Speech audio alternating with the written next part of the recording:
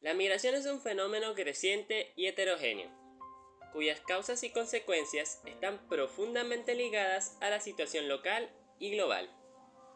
Las personas que migran lo hacen por diferentes razones y hacia diferentes destinos. Entre los principales motivos están la búsqueda de oportunidades laborales, reunificación familiar, la mejora de los niveles de calidad de vida y la oferta de estudios en educación superior en otros estados. La migración venezolana, causada en su mayoría por la crisis económica, política y social que enfrenta el país, comenzó en el 2010 y se ha mantenido en estos últimos años. Unos 4 millones de personas habían abandonado Venezuela a mediados del 2019, según la Organización Internacional para las Migraciones.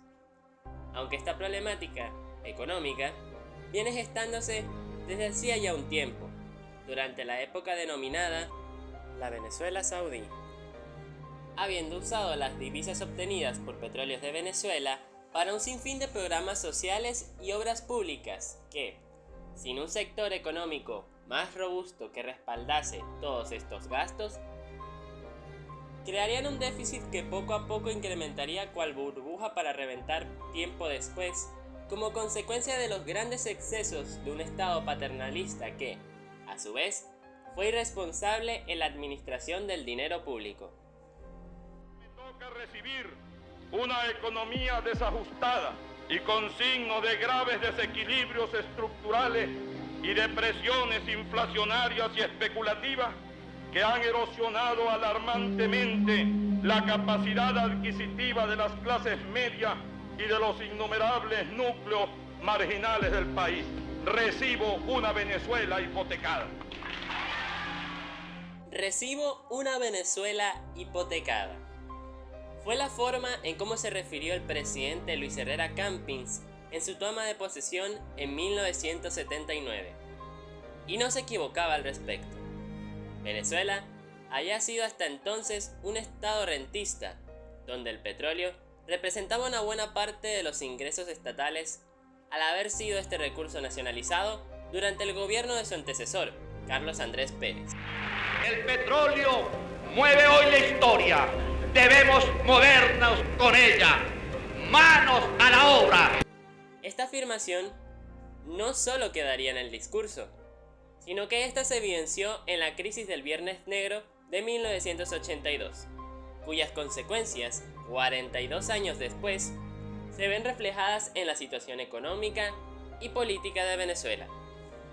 Debido a las diferentes políticas económicas que tomaron los gobiernos de Luis Herrera Campins entre 1979 y 1984, Jaime Lucinchi entre 1984 hasta 1988, el segundo de Carlos Andrés Pérez de 1989 hasta su destitución en 1993 y el segundo de Rafael Caldera desde 1994 hasta 1998, se desataron diferentes olas de descontento de la población venezolana, que ya para 1998 la clase media en el país representaba solo el 11%, y fue con Carlos Andrés Pérez donde todo este descontento se vio con más violencia, debido a que este último inició su mandato con una reforma que buscaba sanar la deuda que el país acarreaba desde su primer mandato, principalmente con el Fondo Monetario Internacional,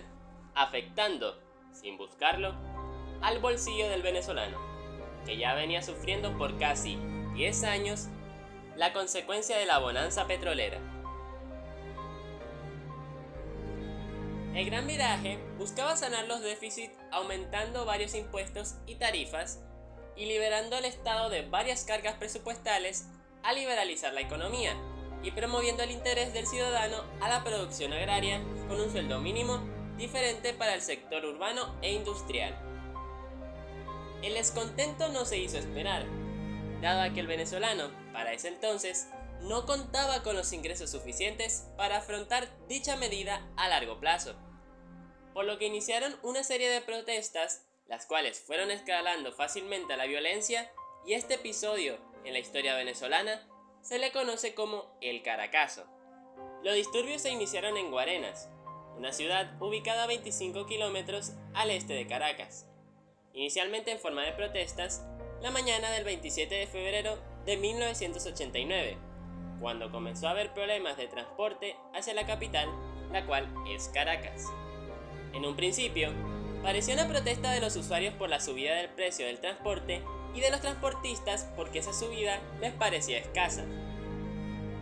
Con una rapidez sorprendente, lo que comenzó como una protesta focalizada en una pequeña ciudad, en cuestión de horas se transformó en una ola de vandalismo, violencia y saqueo. Los canales de televisión transmitían en vivo los hechos. Al principio, en los sectores populares se veían protestas pacíficas.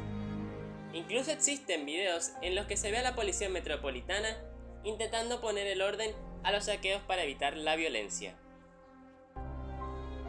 En horas de la tarde, había problemas en casi todos los barrios populares y urbanizaciones de Caracas. Los comercios habían cerrado y el transporte público no prestaba servicio.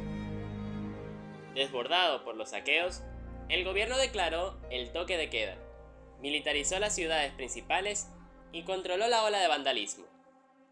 En la ciudad de Caracas se activó el Plan Ávila, el cual confería al ejército la custodia de la ciudad,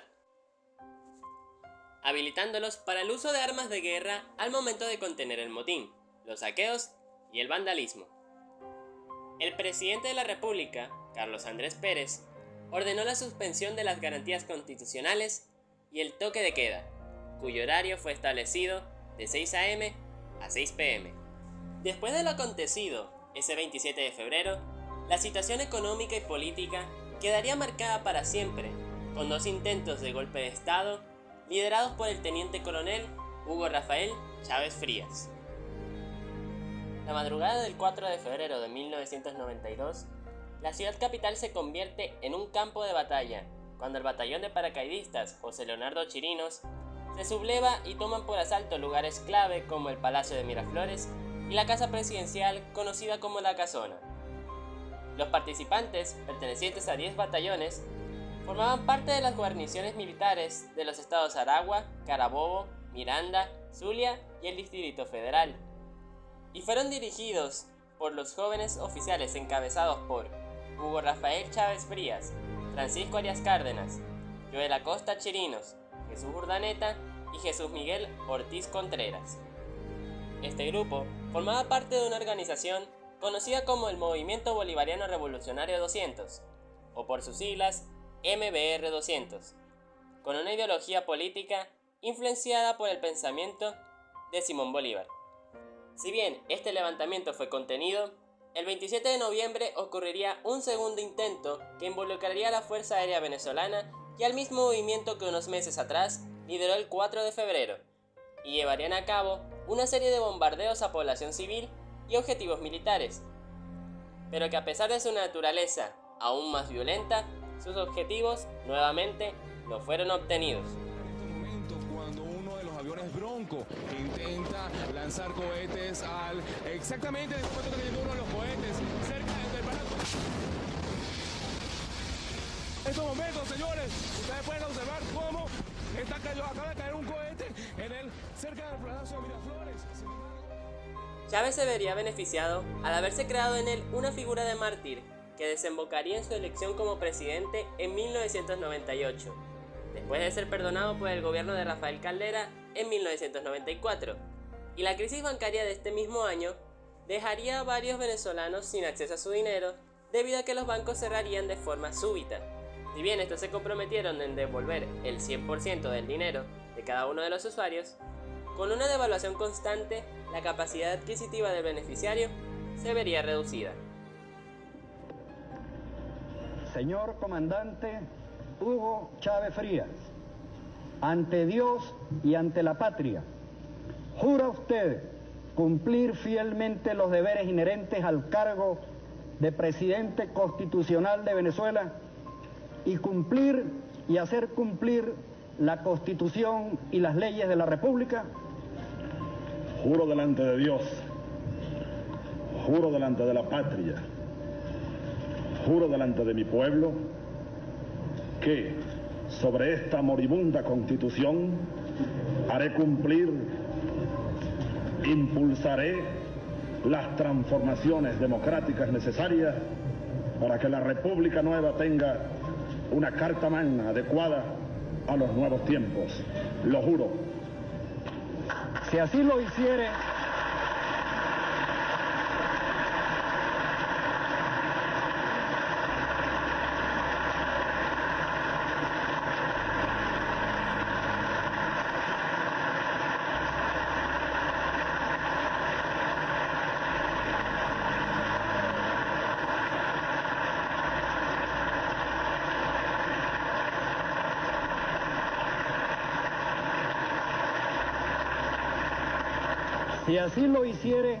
que Dios y la patria os premien, sino que os lo demando.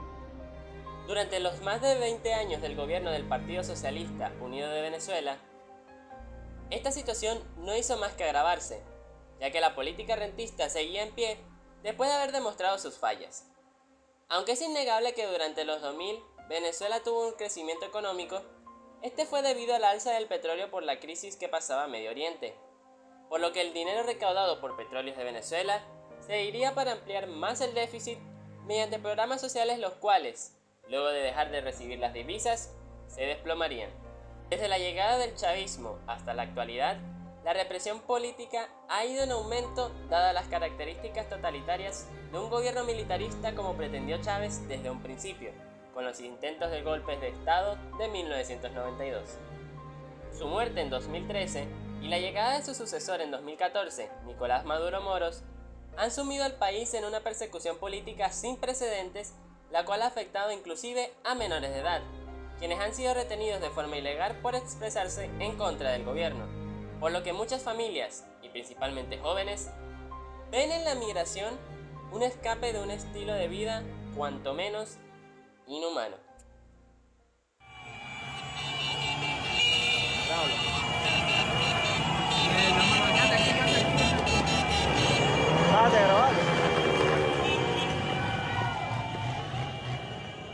La situación política venezolana nos deja muchas dudas y visiones desgarradoras de un pueblo que ha sido secuestrado y sometido a la violencia, el miedo y la censura como una realidad.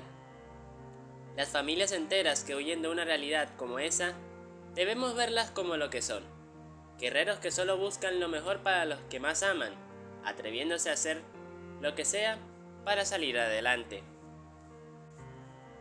El contexto venezolano es fundamental para saber sus realidades, por lo que es importante la empatía hacia este grupo, que, por obligación y no por elección propia, se ven forzados a dejar todo atrás. La violencia, como bien se ha visto, ha sido un factor fundamental para el quebramiento de un país, por lo que nuestra pregunta aquí es: ¿qué podemos hacer para mejorar como región y evitar estas crisis? Les habló Julián Enrique Áñez Canelón y nos vemos en un nuevo tema a estudiar.